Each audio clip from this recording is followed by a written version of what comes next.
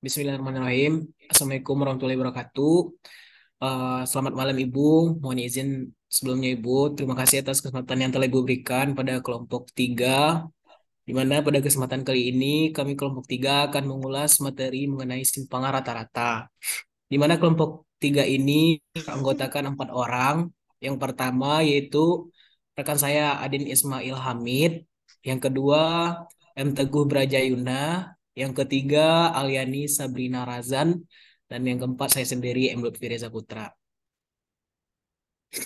Selanjutnya pada kesempatan kali ini kami akan menjelaskan seputar simpangan rata-rata yang akan dibahas oleh rekan saya M. Teguh Brajayuna. Pada M. Teguh, saya persilahkan. Ya, mohon izin Bu. Terima kasih saya ucapkan kepada moderator. Saya akan menjelaskan materi tentang simpangan rata-rata. Yang pertama, pengertian simpangan rata-rata. Simpangan rata-rata atau deviasi mean adalah rata-rata jarak antara nilai-nilai data menuju rata-ratanya. Kegunaan dari penghitungan simpangan rata-rata adalah untuk mengetahui seberapa jauh nilai data menyimpang dari rata-ratanya.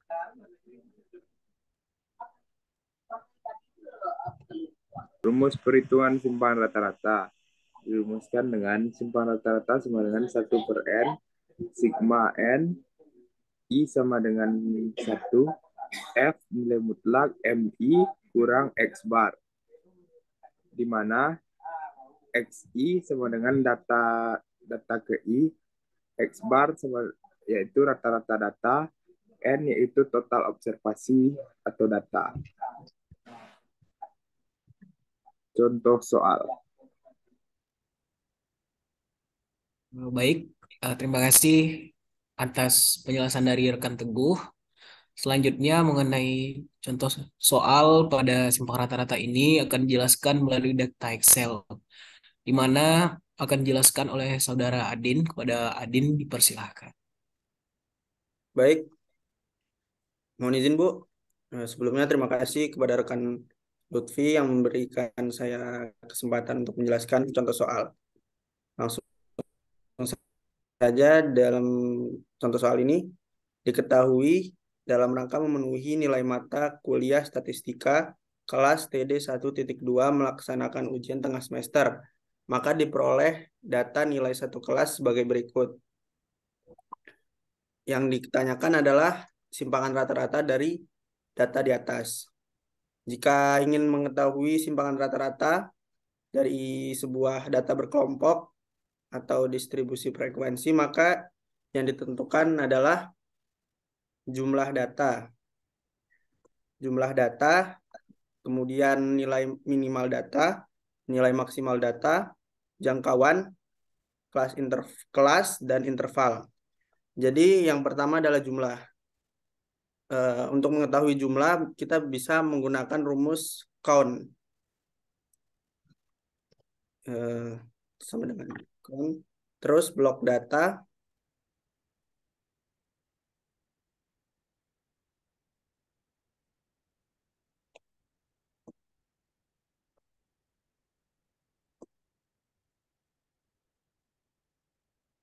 Kemudian enter. Nah, jadi data di atas ada berjumlah 54. Lalu kita ingin mengetahui minimal data tersebut, yang kita dapat menggunakan rumus min. Kita blok lagi data yang di atas.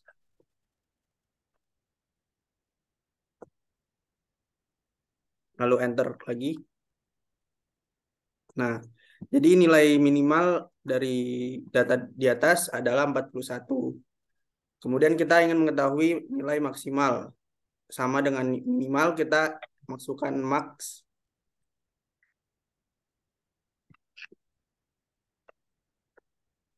Kita blok lagi. Lalu di enter. Nah, jadi nilai maksimalnya adalah 100. Jika ingin kita mengetahui jangkauan, yaitu kita kurangkan nilai maksimal dengan nilai minimal dari data di atas. Kita bisa langsung saja 100 dikurangi 41. Nah, kemudian kita akan menentukan suatu kelas dalam data, yaitu dengan rumus sama dengan 1 ditambah 3,33 dikali log jumlah data yaitu 54, enter. Nah, kemudian setelah itu kita akan menentukan interval sebuah data, jangkauan dibagi dengan jumlah data tersebut, yaitu sama dengan 59 dibagi 54. Nah, setelah itu kita akan membulatkan angka tersebut. Kita akan membulatkan ke atas. Kita dapat menggunakan rumus round up. Kita menggunakan rumus round up. Klik data tersebut, lalu enter.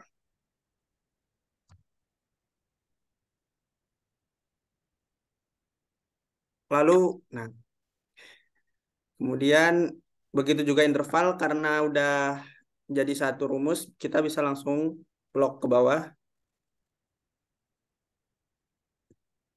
Nah, kita beralih ke tabel data berkelompok. Yang pertama kita akan menentukan batas bawah dari data yang tadi. Batas bawah itu adalah nilai minimal, yaitu 41. Kita masukkan. Nah, batas atasnya adalah nilai minimal ditambah dengan 8. Nah, kita dapat menggunakan rumus yang tadi 40, batas atas ditambah dengan 1. Nah, setelah itu kita dapat ngeblok ke bawah.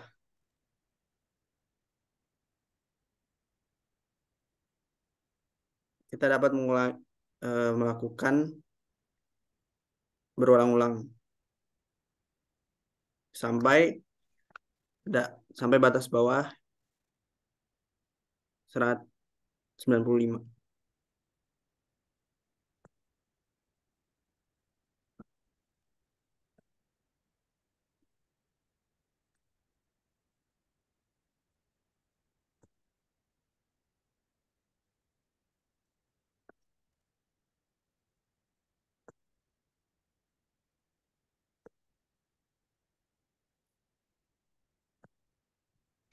Setelah kita menentukan batas bawah dan batas atas, selanjutnya kita akan menentukan interval.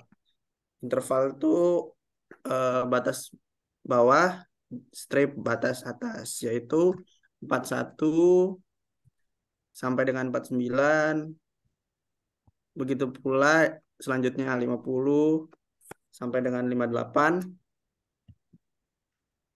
59 sampai 67, 68 sampai 76, kemudian 77 sampai 85, 86 sampai 94, 95 sampai 103.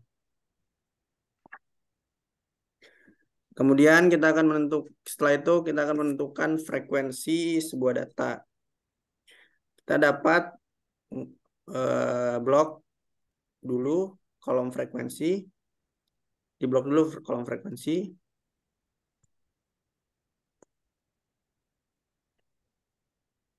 Lalu kita masukkan rumus sama dengan frekuensi. Kemudian kita ngeblok data yang tadi.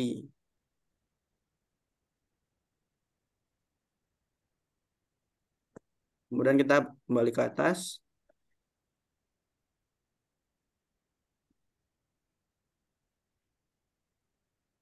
Setelah itu kita titik koma, blok batas atas.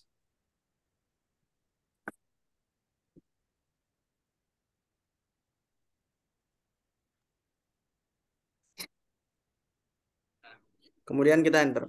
Nah, jadi nilai frekuensinya langsung muncul.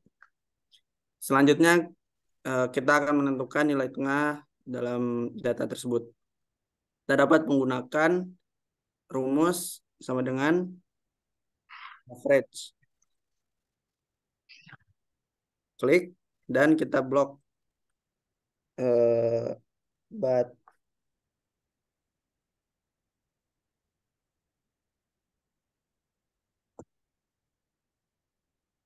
batas atas dan batas bawahnya. Kita lalu di enter. Nah, setelah masuk rumus kita dapat ngeblok ke bawah untuk menentukan data-data yang lain. Nah, jadi kita telah menentukan batas atas, batas bawah, interval, frekuensi, dan nilai tengah. Mungkin sekian dari penjelasan saya. Terima kasih. Oke, terima kasih diucapkan pada Adin. Untuk selanjutnya akan dijelaskan oleh rekan Aliani. Kepada Aliani, kita silakan. Baik, mohon izin Ibu, izin memperkenalkan diri, nama Taruni Muda Aliani Sabrina Razan, Notar 22011024. Izin Bu, izin menjelaskan mengenai lanjutan materi yang telah dijelaskan oleh rekan saya tadi. Baik, karena data ini data kelompok, karena data kelompok itu adalah data tunggal yang cenderung memiliki nilai yang sama, maka data ini tuh nanti tinggal dikalikan dengan frekuensinya saja. Jadi nanti di sini ada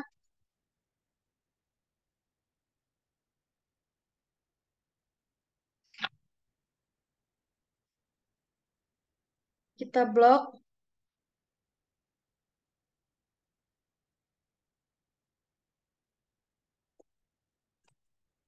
terus kita copy, kita paste, tapi hanya yang paste yang value saja karena biar rumusnya tidak ikut tercopy. Nah, sudah. Setelah kita copy nilai tengah, lanjut lagi kita kopas yang frekuensinya.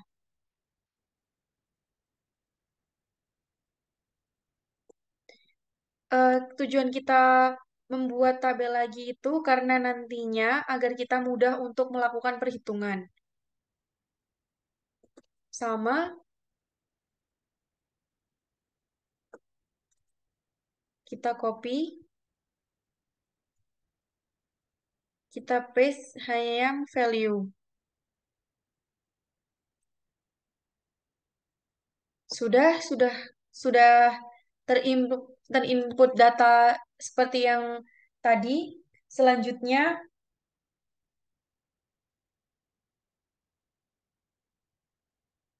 di sampingnya ini akan kita buat kolom baru, yaitu kolom yang terdiri dari frekuensi dikalikan nilai tengahnya.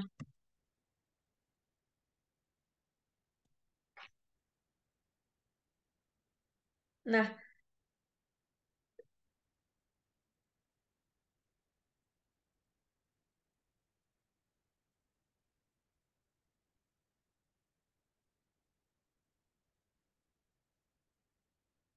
jadi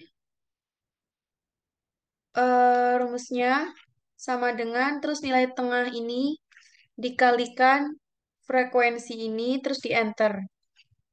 Selanjutnya kita bisa tarik ke bawah.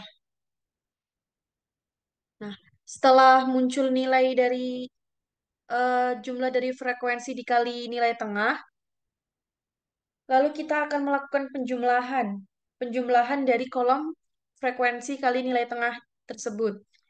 Jadi di sini kita ketik jumlah. Seperti jumlah biasa, rumusnya sama dengan sum, terus kita blok semua, terus kita enter. Jumlah sudah ditemukan, selanjutnya kita akan mencari rata-rata. Rata-rata adalah rumusnya average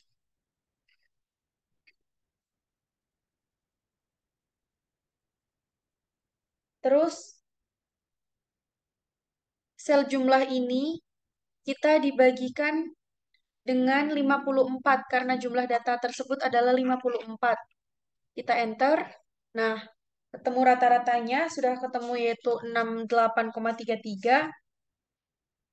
Baik, setelah itu kita akan membuat tabel lagi, yaitu tabel dari nilai mutlak dari nilai tengah dikalikan dengan X bar atau rata-ratanya.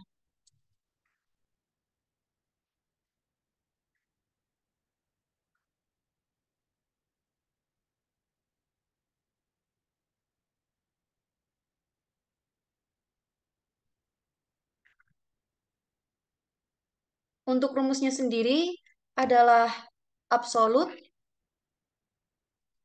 Terus selanjutnya nilai tengah ini dikurangi dengan rata-rata tadi yang telah kita hitung. Terus enter. Selanjutnya karena rumusnya masih sama, kita tinggal blok ke bawah, lalu tampilkan suggestion details.